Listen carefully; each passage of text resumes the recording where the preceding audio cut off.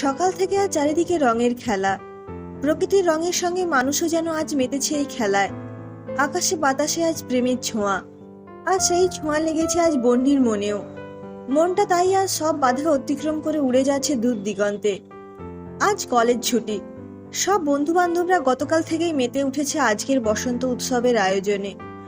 বন্যি বন্ধুদের সঙ্গে সবকিছুতে পরম উৎসাহে অংশগ্রহণ করে সব সময়, কিন্তু এই বসন্ত উৎসব এলে সে খুব মনমরা হয়ে পড়ে। এ কথা কাউকে বলার নয়। ছোটবেলা থেকেই পরিবারের সঙ্গে খুব মজা করে বসন্ত উৎসব উদযাপন করত বন্যি। দাদু বলতেন, নতুন জামা পরে বসন্তকে বরণ করতে হয়। এ সাধারণ ঋতু নয়, বসন্ত হলো ঋতুরাজ। দেখিস না সমগ্র ভুবন কেমন নতুন রঙে সাজে এই ঋতুতে। এই রং মানুষের মনকেও ছুঁয়ে যায় অনন্যভাবে। তাই তো কবি বলেছেন, ওরে গৃহবাসী খোল দ্বার খোল।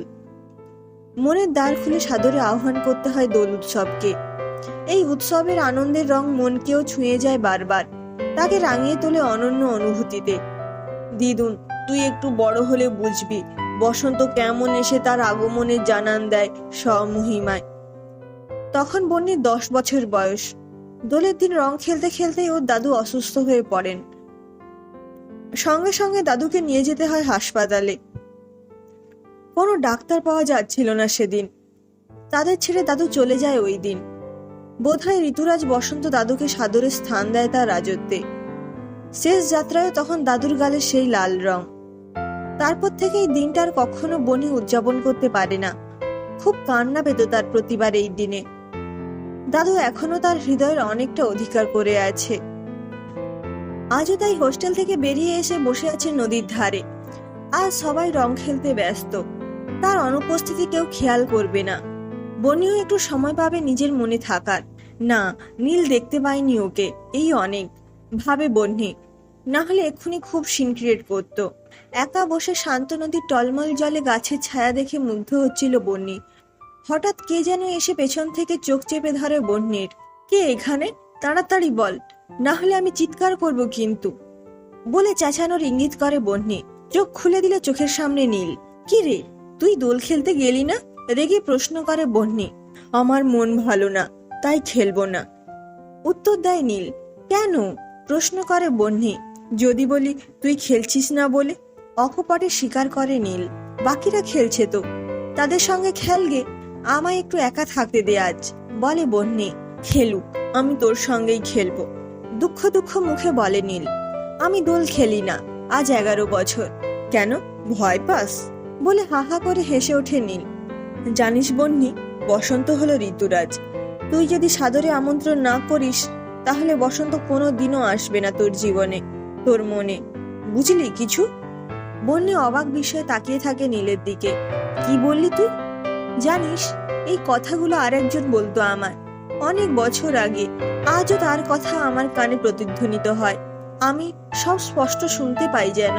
চোখের কোণে জল মুছতে মুছতে বলে বন্যি। সে কি রে, তুই ছোটবেলা থেকেই প্রেম করতিস নাকি? বলে দৌড়ে পালাতে যায় নীল।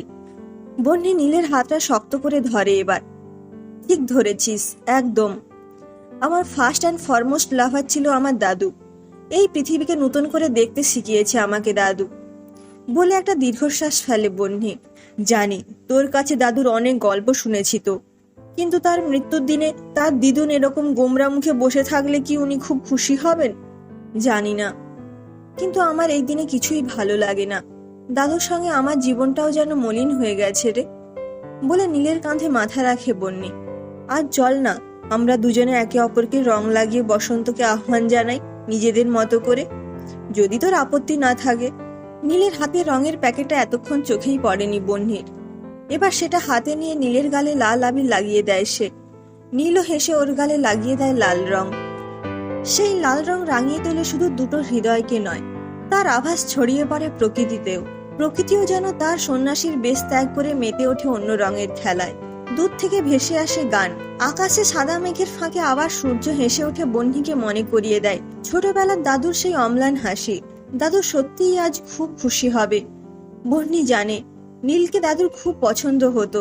শুধু দাদুর মতো নীলও প্রাণ খুলে কথা বলতে পারে বা হাসতে পারে বলে না, ওই 11 বছর পরে তার দিদুনের জীবনের রং ও বসন্ত আবার ফিরিয়ে আনতে পেরেছে বলে। দাদুর কথা মতো সত্যি বহ্নির কানের কাছে বসন্তের বাতাস এসে চুপি চুপি বলে গেল আজ, বসন্ত এসে